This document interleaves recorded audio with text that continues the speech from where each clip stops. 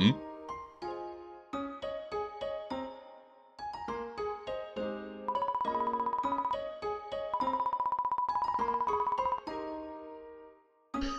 Claro, baixinha, fica à vontade.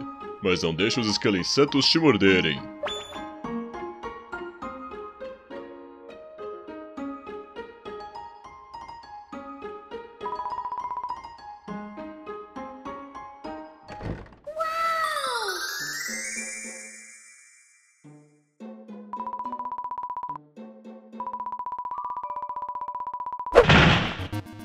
Não, não, não, não, não, não, não, não, não, não, não, não, não, não, não, não, não.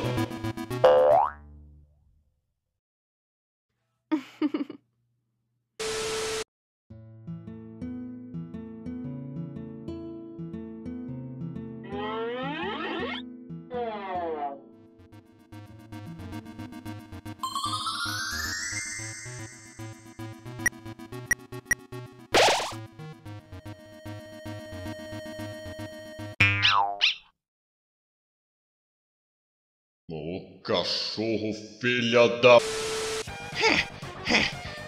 Tudo bem, irmão?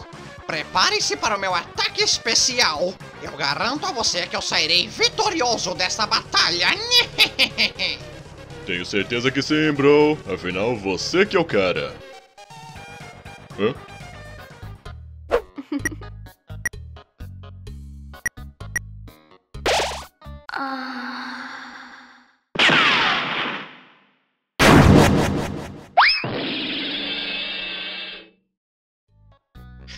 Você viu isso, Frisk? Do jeito que eu planejei, eu, o grande Papyrus, não posso ser derrotado. Isso foi jogo sujo, Frisk.